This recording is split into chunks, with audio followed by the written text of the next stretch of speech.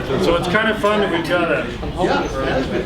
we've got a small group. So we thought we'd show all the adults what we've been showing some of the kids in town that Dean put together.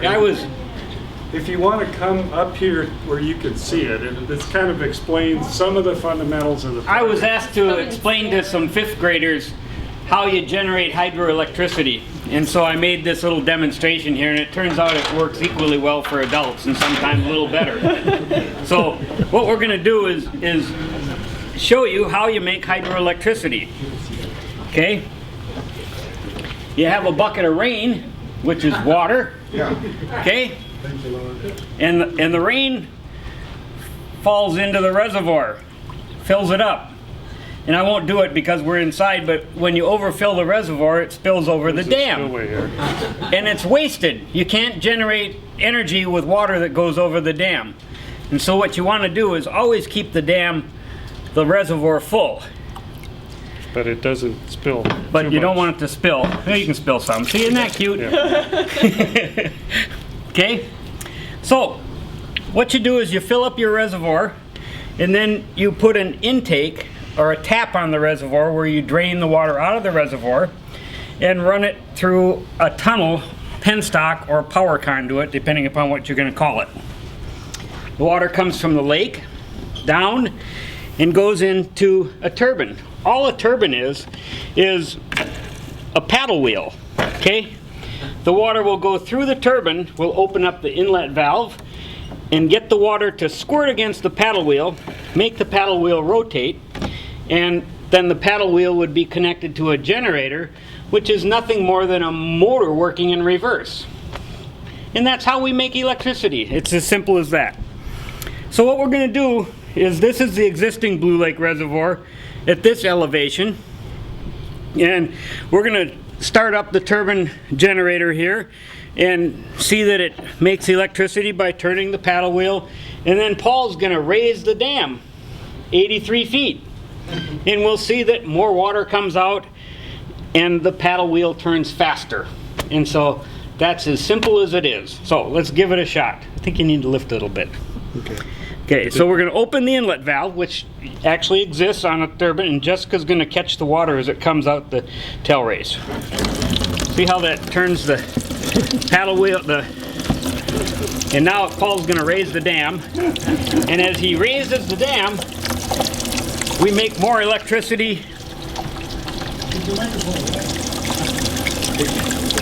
And then if we lower the dam, you make less electricity, and then you raise the dam, and you make more electricity, and eventually, if it doesn't rain, you run out of water and you can't make electricity.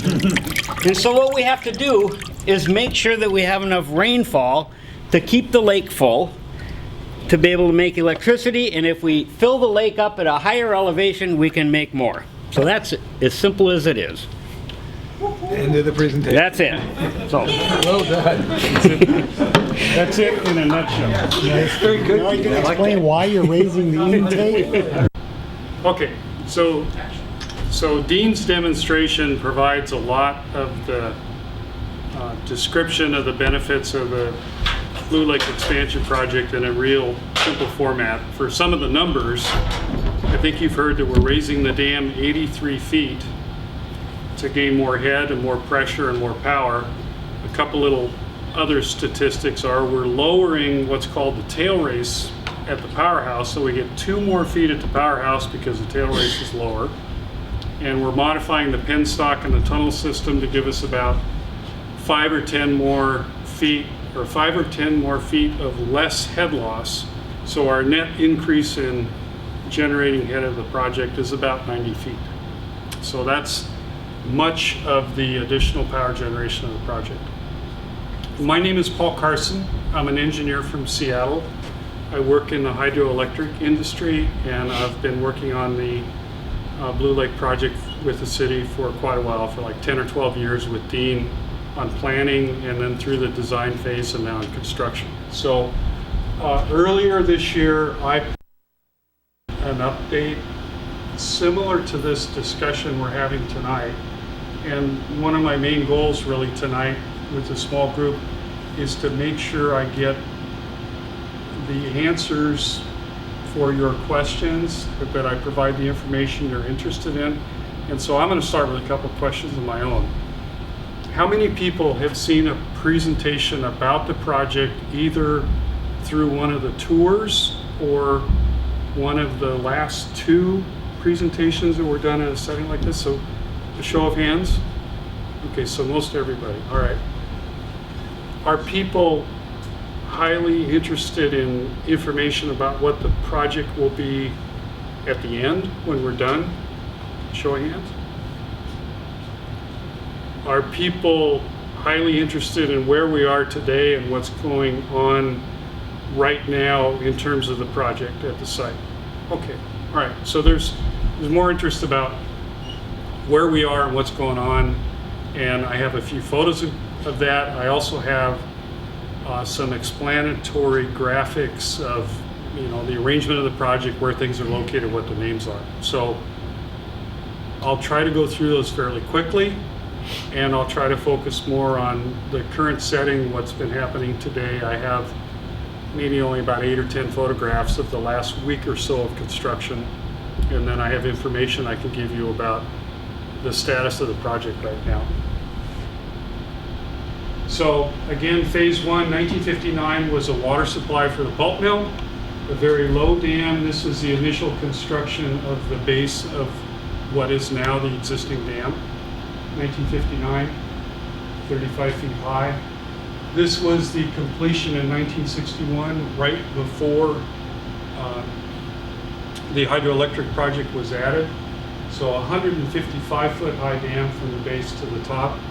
And this is what was serving the city for electricity from Blue Lake from essentially 1960s up until, well, actually today, the current generating equipment.